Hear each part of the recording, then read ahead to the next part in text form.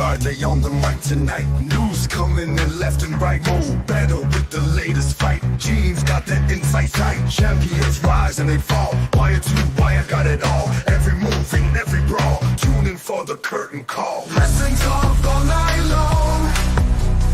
Catch the latest match and song. Ring the bell, let's get it on. Every story bright and strong. In the ring they clash and roar. New rivalries and so much more. Titles change and legends lore. What is poppin', y'all? It is your boy, it is Guard 3, and welcome back to the Meaty Boyz podcast. And of course, joining me just like every week, he is the greatest co-host of all time, a limousine ride, jet flying, wheel and dealing son of a gun. He is Mo Better. How are you, Mo? Woo! I'm doing great on a Tuesday night. We're just coming off of Monday Raw. We're getting ready to get into it and talk some wrestling. Let's get it. No, absolutely. And, there's a lot to talk about this week. We had the Raw on Netflix. We had the second Raw on Netflix.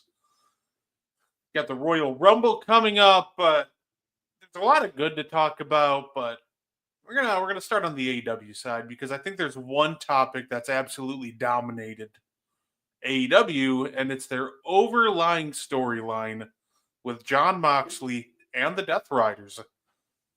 This is a group, for anybody that doesn't know the Death Riders storyline. Jon Moxley beat Bryan Danielson. After turning on him at All Out, he beat him for the AEW title back at Wrestle Dream. And they made this group, and the goal was to take out complacency in AEW. Older vets, those guys sitting in the back just collecting a paycheck, they were going to take them out. Well, the storyline has gone so bad that people are questioning if putting the title on Daniel Bryan, which was an all-time great moment in wrestling last year, was the right call. And I wanted to bring this up to you, Mo, because I'm curious. A lot of people are saying it's just time to pull the plug. What do you think about the whole Death Riders storyline going on? And do you think it's time to pull the plug?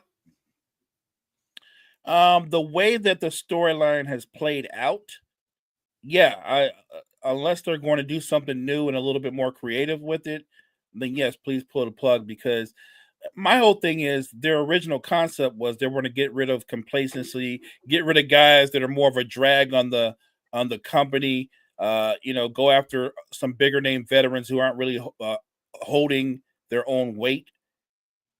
I really haven't seen them do that consistently. Like, to me, an obvious feud would have been, I don't care if you're a heel or a face, but go after somebody like Bobby Lashley. Go after him and Shelton Benjamin. Like, make it interesting. Give me a storyline that sets the fans up for some exciting cross matches. You really haven't seen that. And I'm actually a Jon Moxley fan, so to be purely honest, I'm a big Moxley fan. I just don't like what they've done with the Death Riders, the storyline as a whole. I thought what they were going to do was be a little bit more creative, a little bit more edgier. I don't think they've really accomplished that to this point. I completely agree, and it's really frustrating because I was looking forward to it, and it almost just completely went off the rails. What's up, Gene? What's up, Gene? And this is almost like the biggest problem with AEW is we're seeing it now with this storyline because it's something they do pretty constantly. They're very good at getting us to the big moment. And the payoff half the time is really good.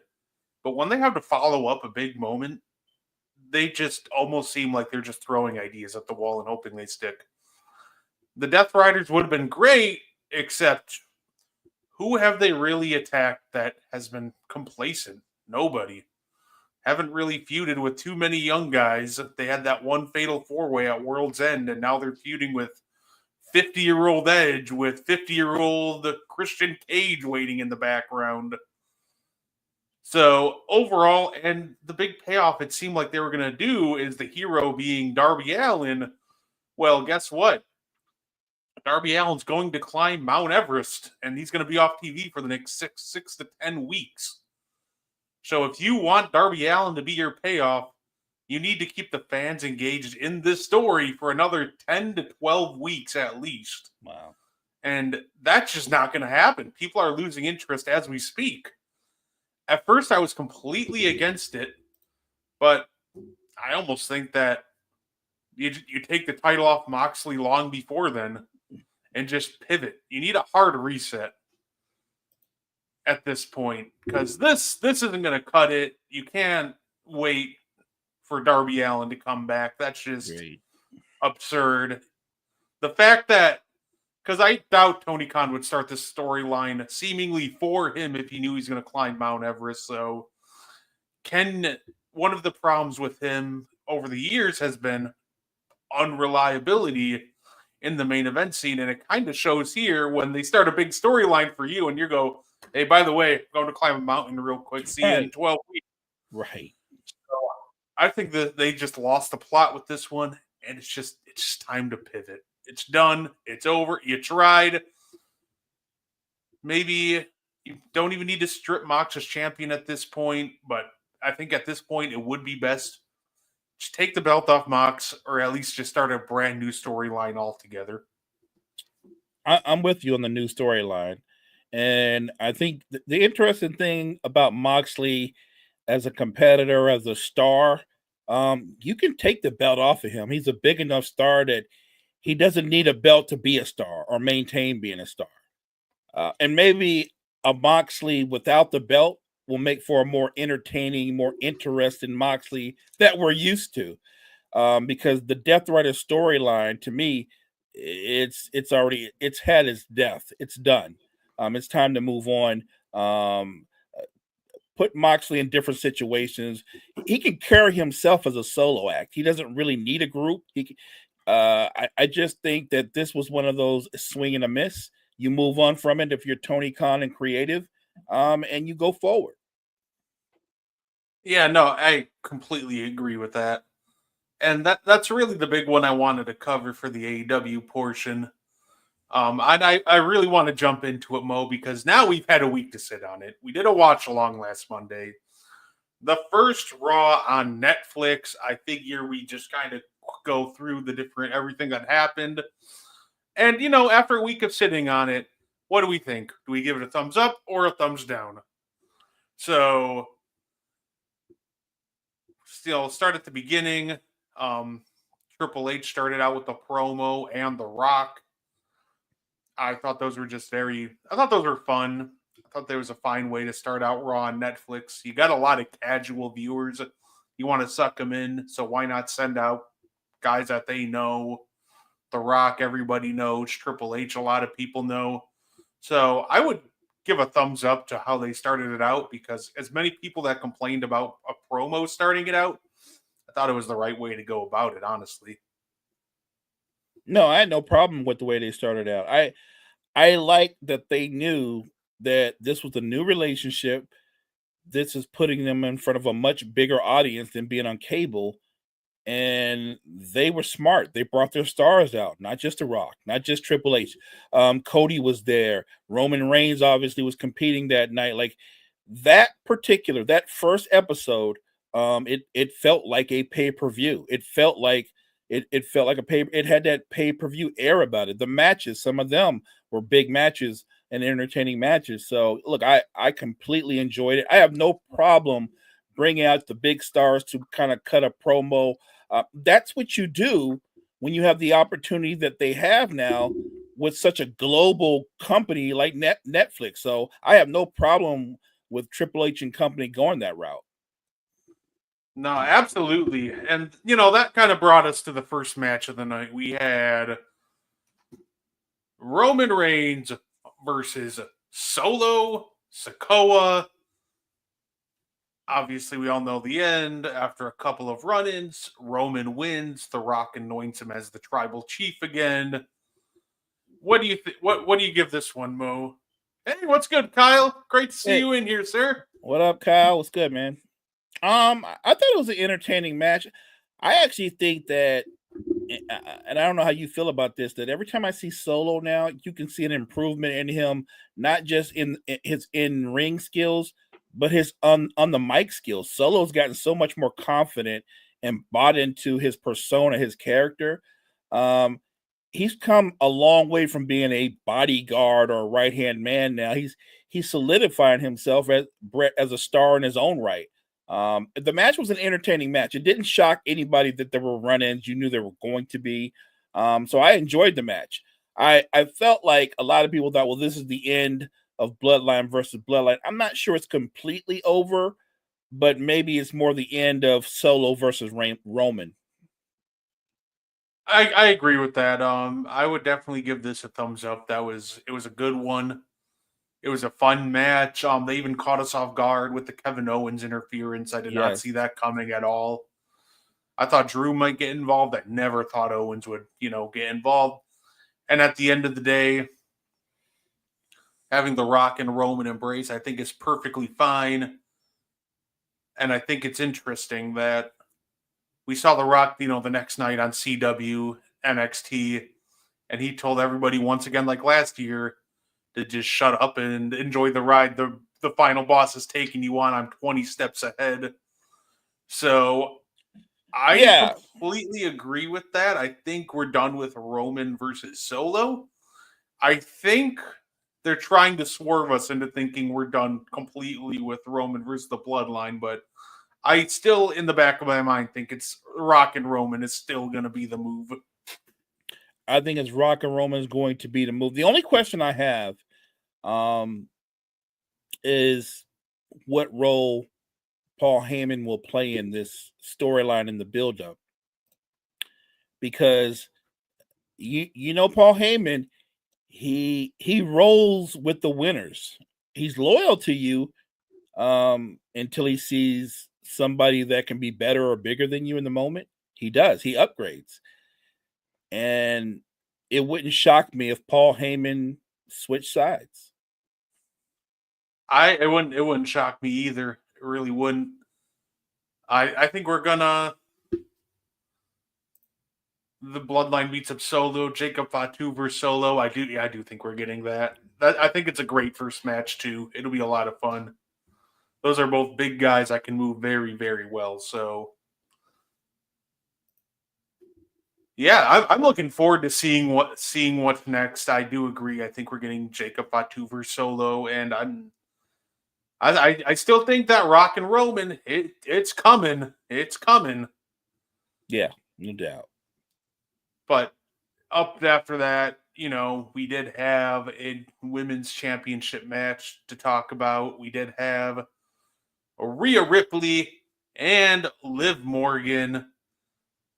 Mommy was on top. She beats Liv Morgan after multiple interferences. Can I ask a question? How will the WWE pay back Seth Rollins? That's a really good question, and I think let's see. That's a good question. Do you want to answer this one, Mo? How will the WWE pay back Seth Rollins? I'm gonna let you answer that one first. I think the answer is they will give him a premium spot at WrestleMania and a win. Main event. I think he ends up he could very well be the main event of WrestleMania. But I think the big thing that they'll do, since for all that he's done these past couple of years, like last WrestleMania, he took the loss on night one Netflix. I think you have him and Punk at WrestleMania, and you let him beat Punk, get his win back on the biggest stage. I think that would be huge. Say have Seth be the guy to retire John Cena. That'll be interesting to see, but I like that idea. But at the same, I love that idea, but I also love the idea of Cena getting one more title shot. Right? You know what I mean? Like whether or not he wins it, just the opportunity for him to be in a championship match. See, I don't think Rollins wins the Rumble, but I think he makes sure CM Punk doesn't win the Rumble, and that's how they continue their feud. And I think they find a way to keep it, and they have a really nice big blow off match at WrestleMania. And I I, think your way to pay back Seth Rollins is give him a win over CM Punk at the grandest stage of them all. I agree. I don't think Rollins is going to win. I don't think Drew's going to win. I don't think Punk's going to win. The two that I'm not sure about Roman, and I'm not sure about John Cena. No, that's fair. I think that because part of my dream booking for WrestleMania, I do think that Randy versus so everything depends on The Rock because I think this could be the favor depending on The Rock. If The Rock wants to wrestle, he's going to get Roman.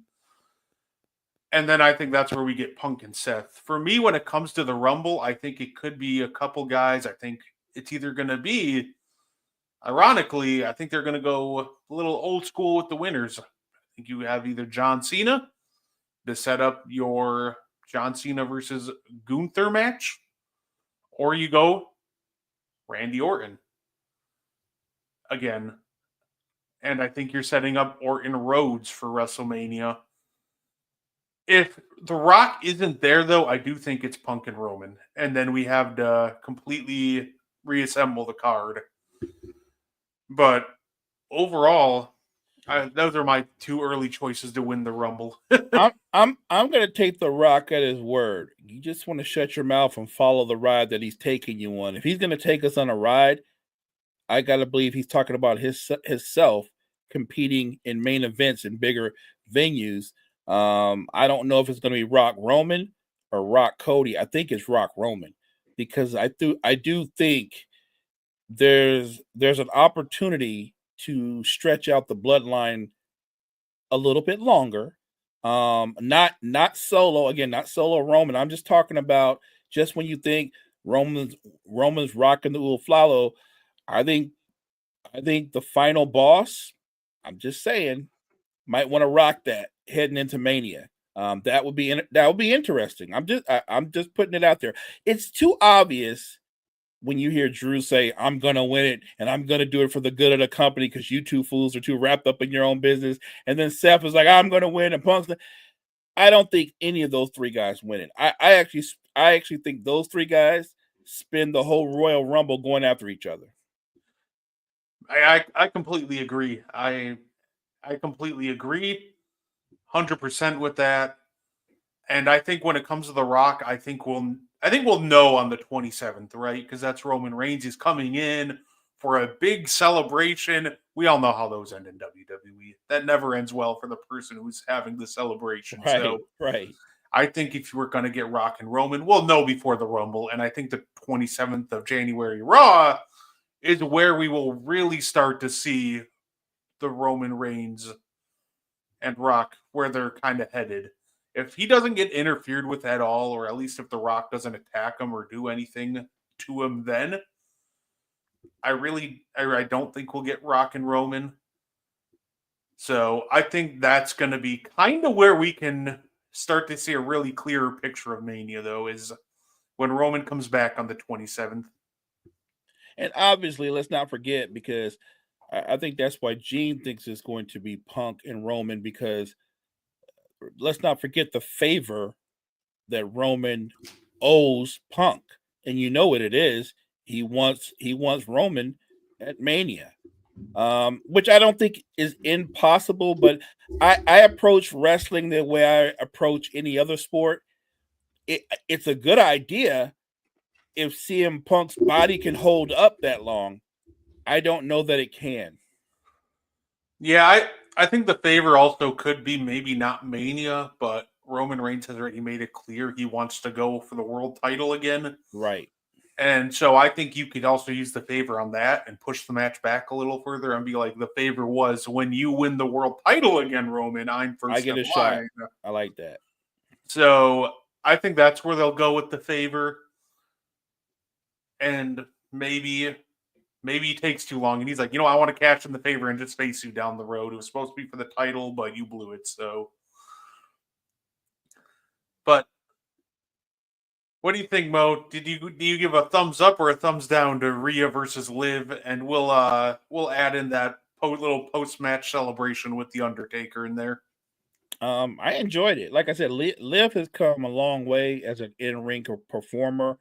The way she's built up her persona. When you watched her and Rhea go back and forth, I don't think Liv was out of her element.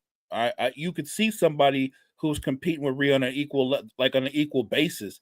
I don't think Liv Morgan is going to lose the belt and go away. I think she's established herself as one of the bigger names in women's wrestling. I enjoyed the match, and they might not lock up again anytime soon, but I don't think this is the last time we see those two oppose each other in the ring.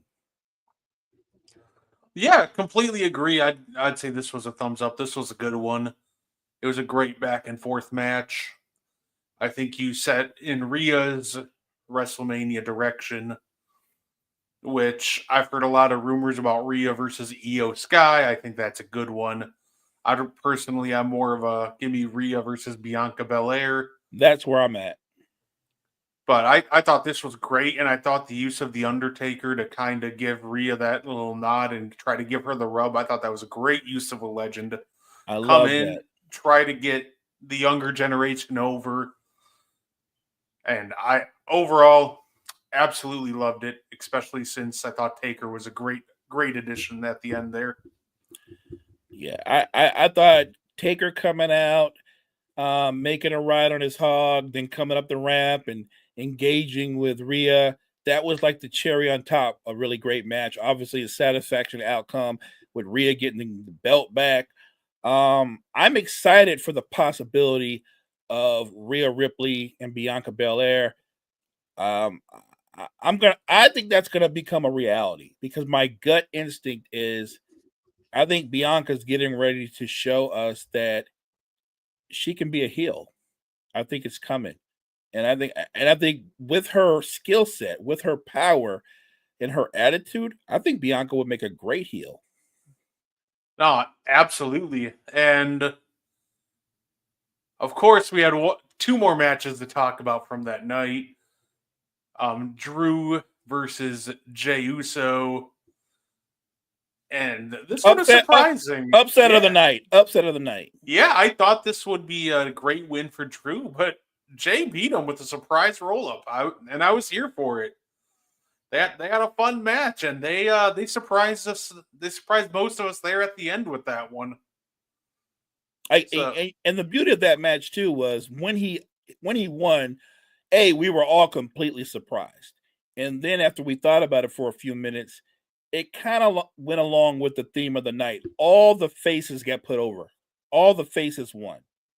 If you want to call him a face. I mean, the only one, the Rollins Punk match, there was neither one of them was a face or a heel. They're kind of both in the gray area. So that was different. But everything else, everybody that was a face won. No, absolutely. Absolutely. Now, we've given every single thing from this night a thumbs up so far, Mo. But I think this is a part where it comes crashing down and it hurts inside. If you're talking about what poor Jimmy Hart had to endure, yeah, sure, go ahead. Yeah. Of course, WWE didn't listen to the media or social media or anything, which would have been good on this one. They trot out Hulk Hogan to plug his beer. I think we both agree with this one, Mo, that this not only was just a thumbs down, I'm giving it 2 thumbs down. This one was just awful. This was the really first miss of the night for WWE, in my opinion, but it was a major whiff as to what the fans wanted to see.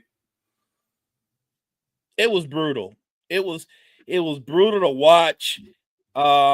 Look, I'm not in the business of giving Hogan a lot of compliments, but I'll give the guy 100% credit. There's boos raining down on him, and he is staying in character and going through the whole bit and everything. And he's ripping the T-shirt open, and I mean he's staying in character the whole time. And I'm laughing because the more they boo, the more Jimmy Hart fades to the black. Like Jimmy Hart wanted no part of being out there. And the running joke was we thought, back in the locker room, Hogan was like, all right, from now on, Jimmy, I'm coming out alone because they really don't like you. Yeah, he probably did completely blame Jimmy Hart for that one, is the Right. sad part. Right. I want to say I hope WWE learned from that, but I also saw him in the promotional material for Saturday night's main event. He was on the commercial. And I just got to say, I hope WWE learns from that mistake and they don't trot him out there on the 25th. At the end of the day, I think we can honestly say at this point, Hulkamania is truly dead. It's done. Nobody wants to see Hulk Hogan anymore. No. And here's the thing. I understand if you're really into wrestling that Ric Flair is the first superstar in wrestling history. But Hulk Hogan was the first megastar. He was the one that captured and brought in millions. He helped and bring in WrestleMania and make that a thing. That's how big a name he was. So I get it. He carried WWE for many years. Having said that, I'm wondering who owes Hulk Hogan favors in the company. Who owes it? Is he owed a favor, or maybe I don't know this? He secretly owns shares in because Triple H, creative, and the powers that be, they got everything right, and yet somebody, maybe including Triple H, all agreed. It'd be a great idea if we let Hulk come out, run a spot, and promote his beer. Like, who's that what that feels like? That feels like a Vince idea. Like somewhere Vince was like, I want Hogan to go out there and plug his beer. And here's the thing about Vince that makes Vince the ultimate petty guy. He knew they would boo him. Vince knew they would boo him, and he was somewhere at home watching and laughing his ass off, like he got exactly what he wanted. He's that guy. He's that petty. I just think that Hogan and his popularity, where it once was and where he is now, especially with the newer fans, there's a huge disconnect. I don't think you need to see Hulk Hogan on a WWE event again, ever, until he lives out his life, and then you want to talk about what he did and bring up the whole Hulk Hogan story or whatever. But right now, the disconnect, because the funny thing is I heard people say, well, no, they don't have respect for the older stars, and I go, that's not true, because Undertaker came out there with Rhea and they loved him. They ate up Taker being out there. They couldn't get enough of him. That's not the case. They don't have that love for Hogan anymore, and you have to admit his bit, it's as old and as tired as he looks. Like that, what you're gonna, all that, nobody wants to hear that anymore, man. You have to stop. Yeah, he's back to his old bit. The last time he was interesting is when he turned heel and joined the NWO, and when he switched it up, it was interesting. But him trying to do his 1980 stuff in 2025, right? It's over, man. Just go retire and hang out in Florida at your little beach shop and just enjoy the rest of your life. But yeah, live out your life in retirement and enjoy the rest of your life, man, and be remembered as a WWE legend and leave it there. He came out, and the funny thing is, when he came out, I thought, wow, Hogan doesn't look much bigger than Jimmy Hart. Like he looked old, but those 24-inch pythons, they look about like 8 inches. They weren't very big. Like they weren't pythons. Those were garden snakes. He needs to go ahead and embrace long sleeve shirts and move on from that. Yeah, and stop ripping up up the shirts. right. Stop ripping up your bedroom shirts. Come on, man. Those are your pajamas. Chill, man. No, absolutely. I don't think you'll hear any disagreements here, Gene. Hogan is awful and him getting booed was amazing. Absolutely. I Terrible. enjoyed Yep. it. Believe me, we all loved it. And then of course the main event of the evening. Seth Rollins versus CM Punk. We kind of talked about this earlier with Gene's question, but when we're talking about the match itself, Mo, what did you think? Did you enjoy this match? I enjoyed the match. I know they're supposed to be. They do actually have a dislike for each other, but during the course of the match, it felt real. It felt personal. They really embraced their characters in the storyline, and throughout the match, you could tell that Rollins was more concerned with hurting Punk versus winning the match, and Punk took advantage of that when he needed to. I thought it was an entertaining match, and I have no problem with Punk winning because I don't think this is the last match between them. I think we're going to get at least one more, maybe two. I thought they did a great job. Both competitors did, so I thought it was a very entertaining match. Bothered me. Seth is the guy that's always been the company guy and it's screwed. I will say, I do want to see Seth start getting some wins in these big feuds because they did feed him to Cody when he came back, and now he lost the one to Punk. Great match, by the way. Rollins can have a great match with the pillow, though, absolutely. So I would definitely, I do agree to that extent where I do want to see Rollins kind of start getting some love and, start winning some of these, like, really start winning the bigger feuds. Because it always seems when they bring in somebody new, it's here's Rollins for you to beat. We've seen it with Cody, now we see it with Punk. I think that's fair. That's a fair statement. Although I look at Seth Rollins and his evolution, and like right now, and he's a huge star, no matter what, whether he's wearing a belt or not. I think we all agree on that.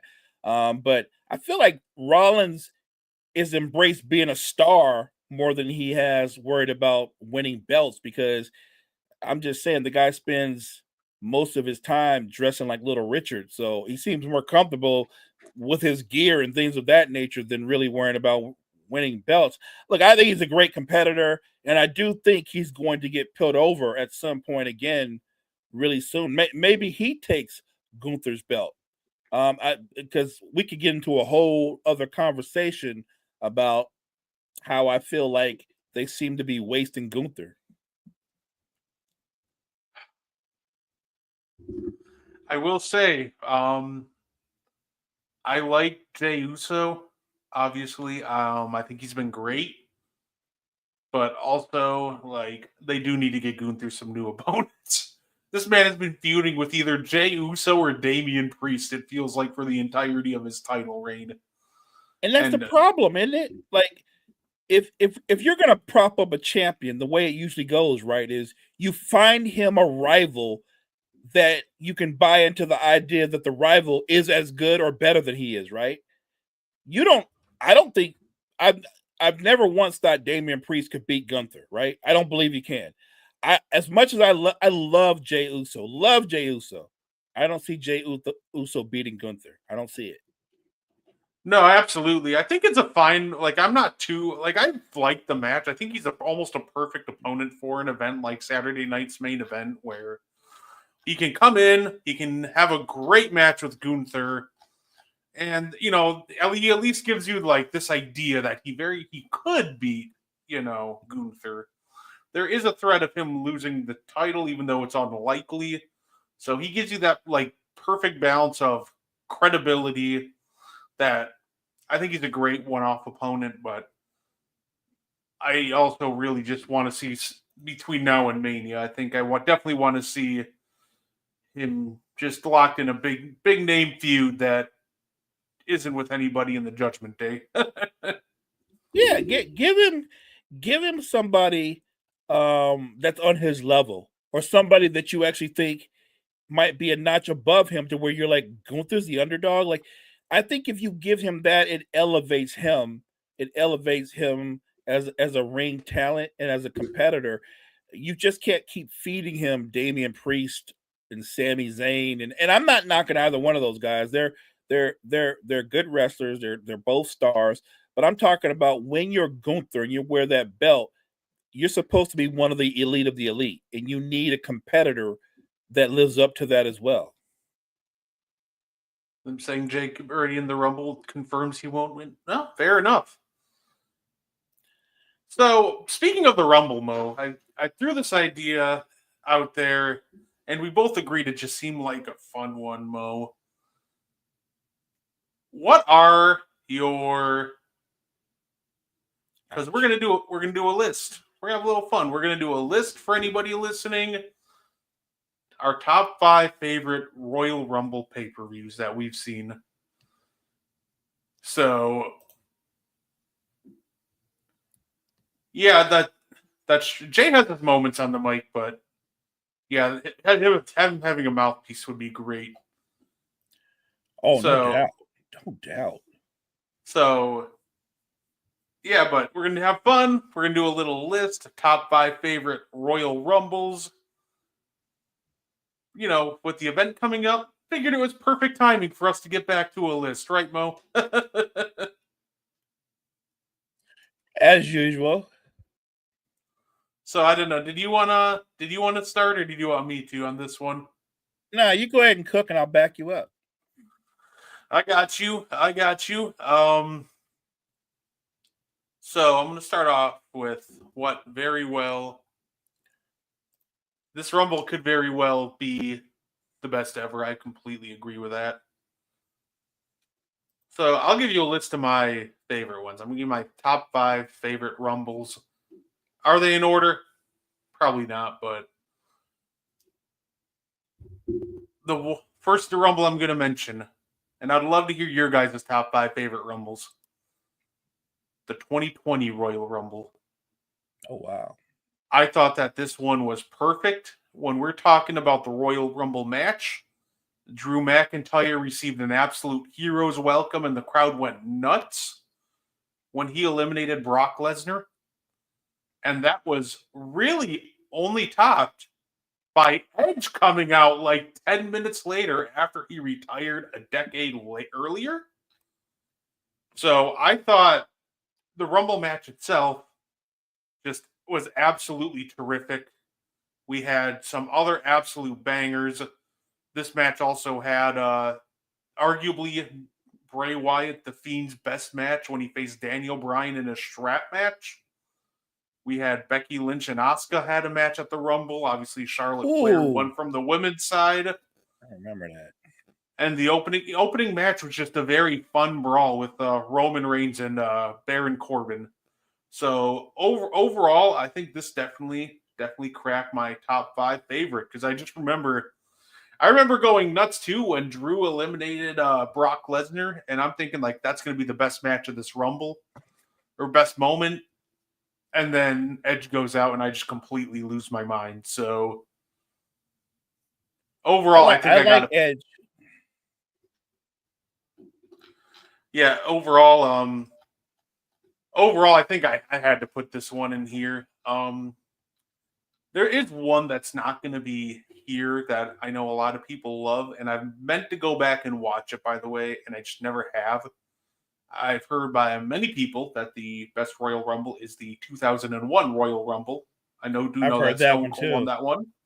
I've never gone back and watched it. I will actually have to do that and get back to you guys on that one. But, alas, give me the 2017 Royal Rumble as well. Another one from this past decade. That's another one of my favorites.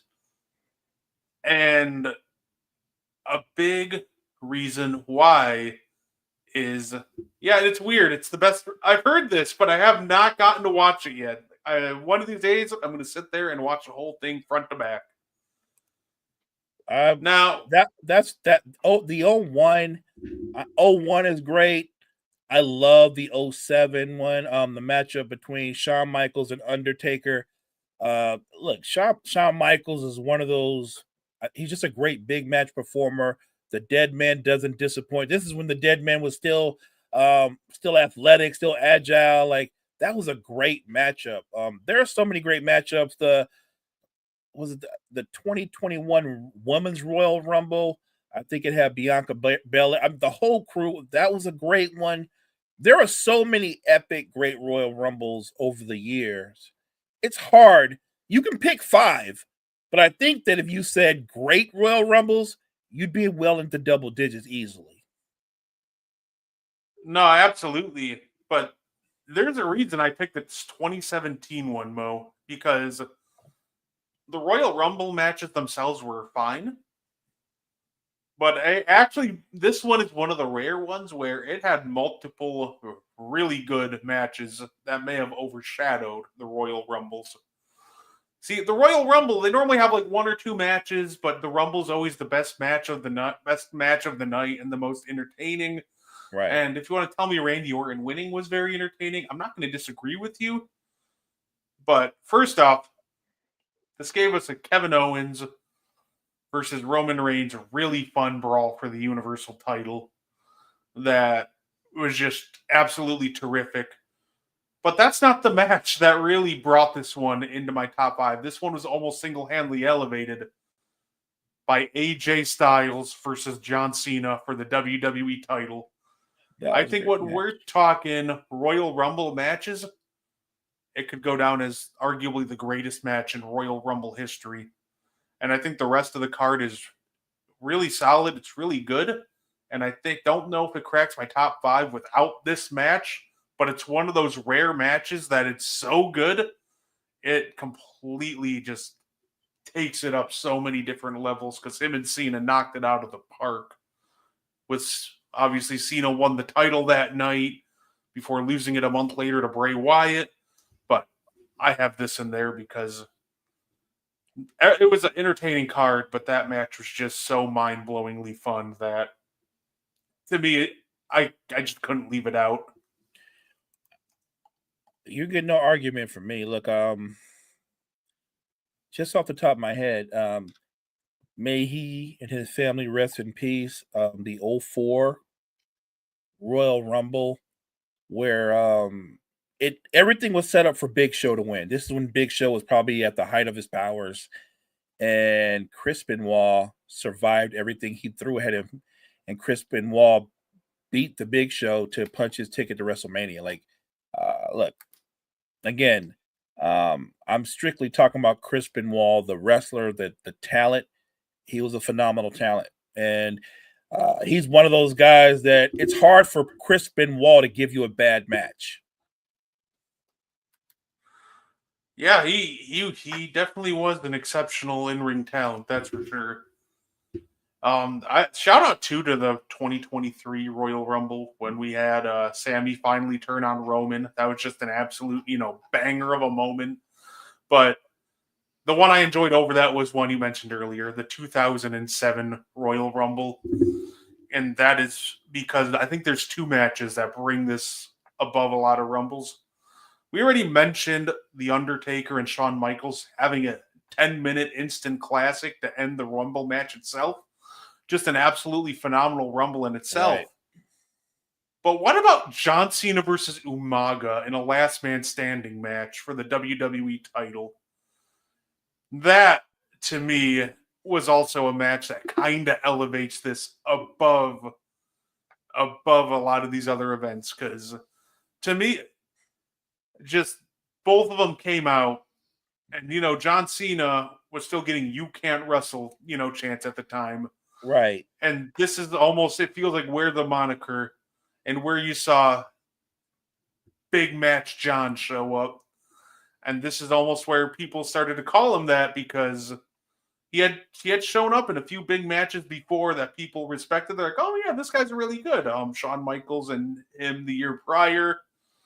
But what he did with Umaga, that was just absolutely special. And kind of, I would say he had the moniker, but this one almost helped solidify that he was a big match performer. This almost helped solidify the idea of Big Match John. Rest in peace, Umaga. Yeah, look, I'm with you 100%, partner. I think that it solidified John Cena, not just to the hardcore wrestling fans to casual fans. And let's give credit again, RIP to Umaga, but it worked so well. It was such a big moment because Umaga made a great opponent. He was a beast. I mean, when I remember what Umaga was as an athlete, as a performer, he's kind of like he was Jacob Fatu before Jacob Fatu. Yeah, and he had the great mouthpiece shout out Armando Alejandro Right. Estrada. Yes, sir. Another one of my favorites too, by the way, and it almost feels like I'm talking about John Cena a lot because this man has so many amazing Rumble moments. But it's the 2008 Royal Rumble. I think they went back to back with phenomenal Rumbles. Obviously, the big story with this one is John Cena returning from a pec injury, which should have kept him on the shelf for 6 months. He returns in 3 and wins the Royal Rumble.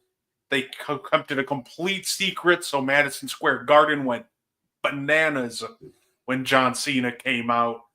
Just an unbelievable moment, an unbelievable match. Edge versus Rey Mysterio. Edge catching Rey with a midair spear was a ton of fun to retain the title. Randy Orton and Jeff Hardy.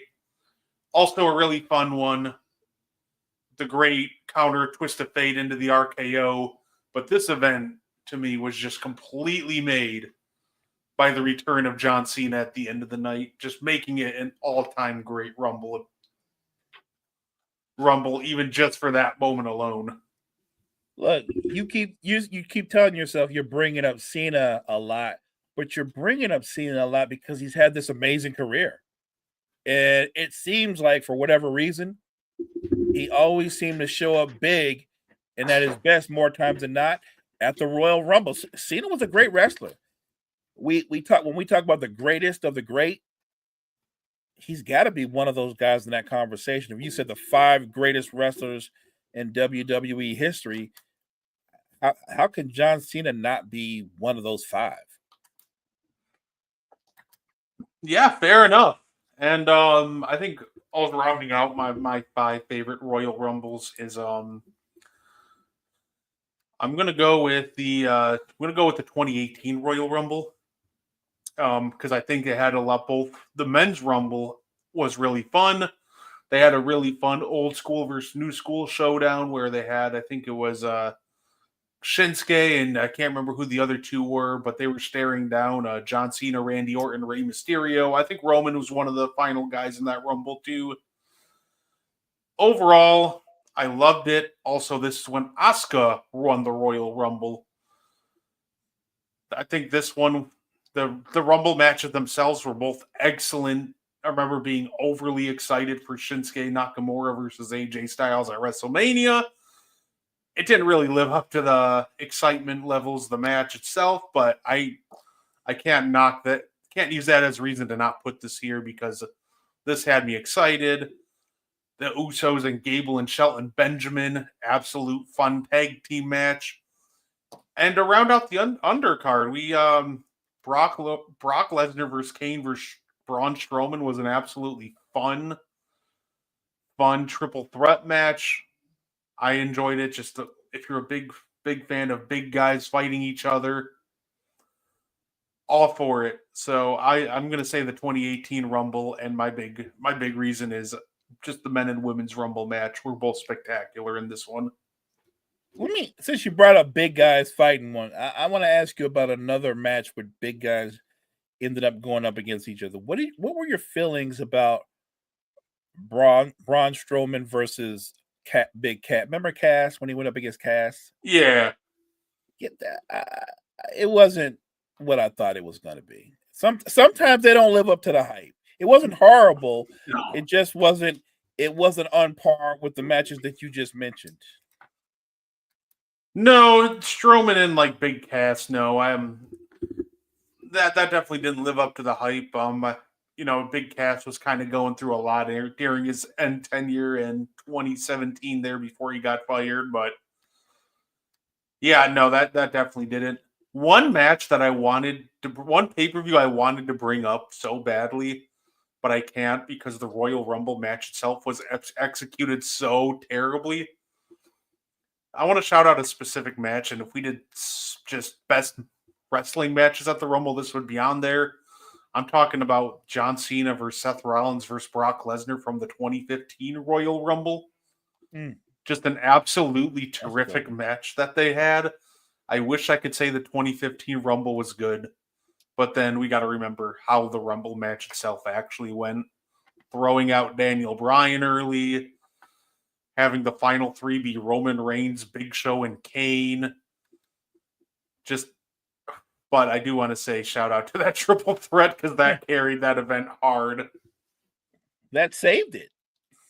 That was the only redeeming quality. Right. Those three saved it. To me, that was because I know there's a lot of guys who try to say that Brock Lesnar can't wrestle, and that's one of my matches. Like, did you see his work in that triple threat match? Like, I get when he came back in 2012, Brock Lesnar very limited his moveset. But also, like, when he wanted to, when he was motivated, he could put on a good match with anybody. He could put on an absolute banger when he wanted to. The real problem with Brock is motivating him to want to put on that banger. Agreed. Look, I'm one of those. I'm like, no Brock Lesnar slander, because if you want to bring up how Brock's not the best wrestler, although he was actually a really good wrestler at one point, he got older, and like you said, he limited his move set, but he was always a better wrestler than Goldberg. Yeah, I'm just saying Goldberg was a phenom, but he wasn't a great wrestler. If there's people that really still think that Brock could never wrestle, I'm going to tell you, go back and watch any of the Brock Lesnar versus Kurt Angle matches from back in the day. You can watch their 60-minute Iron Man match on SmackDown. You can watch the WrestleMania 19 main event. You want to talk nowadays? Go watch his match with Bryan Danielson. Best versus the Beast in 2013 with CM Punk. The triple threat we just mentioned. Like, when he is motivated, what he does well, he does it at elite levels. Are you going to see this man bust out the shooting star press anymore? Absolutely not. But he's an elite seller. When he wants to make you look good, you look like $1 million. And he's just so good at playing his monster role, and he mastered the art of kicking out at 2.99999. He's really one of the best kick out artists in the game. You just mentioned great wrestler, Kurt. I'm just saying, Kurt was a great wrestler. Like, he could grapple with you. He could go aerial. He could brawl a little bit. Kurt Angle was a great wrestler. I wish Kurt Angle, and I get, I wish he would have spent more of his like middle prime in WWE rather than like going to TNA. And I didn't like that either. Yeah, I will say I liked his TNA run, but there's just so many guys that I would have just loved to see him match up against more so, right?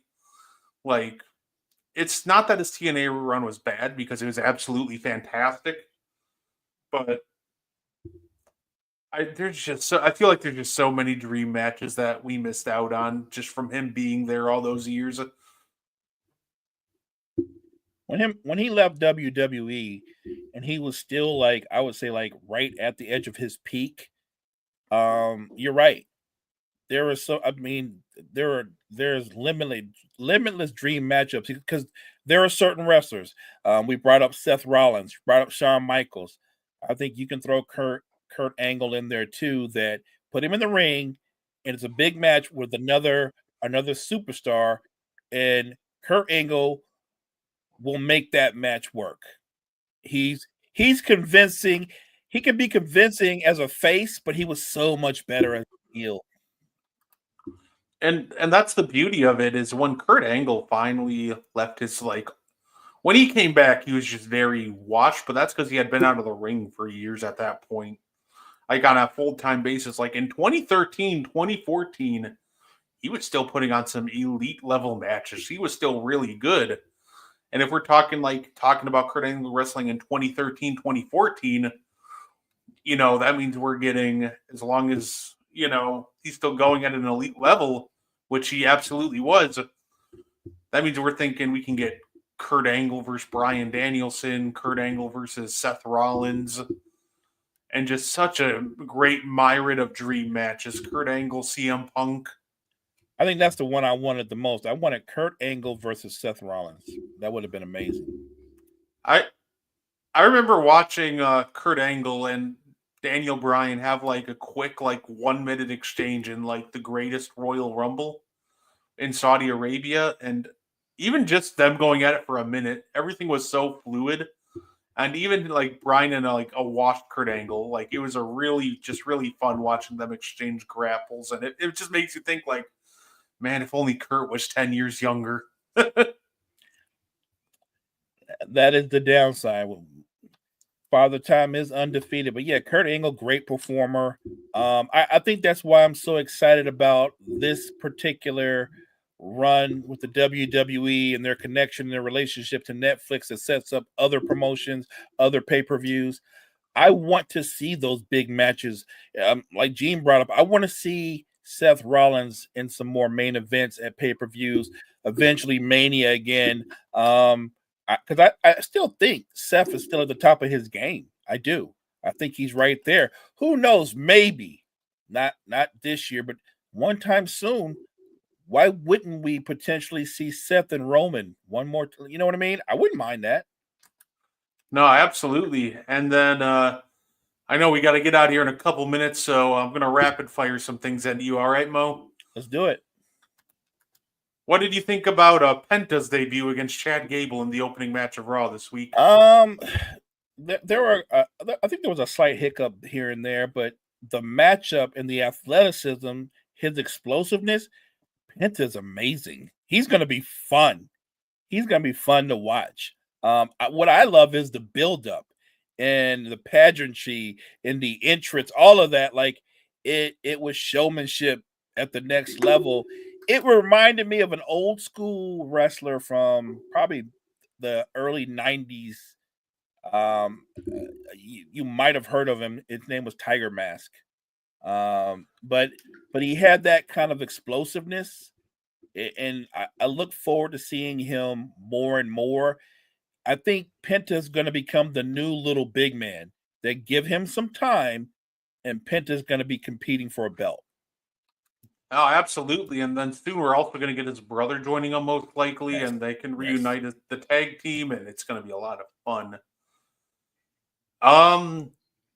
The other one. Oh, yeah. The one thing I'll let you know, Mo, that I hated from Raw is the Wyatt Six are on SmackDown now. Why? And that's the reason why I hate it is I feel like they needed to get their comeuppance against the Judgment. I mean, the Final Testament. Yeah. Clearly, the Final Testament beat them, handed them the first loss, and now they're just like, all right, off to SmackDown with you. Like, I didn't like that. I thought they should have at least gotten some measure of revenge. Why are we pumping up the Final Testament again? I thought we realized that that's not going anywhere. Like, what are we doing with that? Why was that necessary? As excited I was about the first Netflix show, this show wasn't bad, but it definitely didn't have the intensity or the star power to me. Like even the main event, I don't need to see Damian Priest and Finn Balor in a ring again. I don't want to see that. I don't want to see that again. I'm done with that. Yeah, I think it's just time to disband the Judgment Day, and especially I'd never need to see those two in a ring again for a while. And we don't need to see Carlito come down to the ring every week and take a couple of shots and then run back to the back. I mean, that's pretty much Carlito's role. He interferes, gets beat up, then he runs back to the back. Yeah, and I did see this, Steven. WWE put Saturday night's main event as the same night as AEW All In. So I'm looking forward to that because I do plan on actually I'll probably take off work so I can watch both Saturday night's main event and All In. So I'm looking forward to that though. But before we get up on out here, Mo, anything you want to add, sir? No, I just want to say thank you guys so much for joining Brett and I. Make sure you check out the Meaty Boyz podcast next Tuesday at 9. And check Brett and I out Thursday night and One podcast. all things and everything NBA. Appreciate you guys. Yeah, absolutely. Thank you guys for joining us for tonight. We'll see you next week when we do Rumble predictions and Rumble breakdowns before we do our next watch along, which is for the Royal Rumble itself. But until then, we thank you very much, and I hope you all enjoy the rest of your night.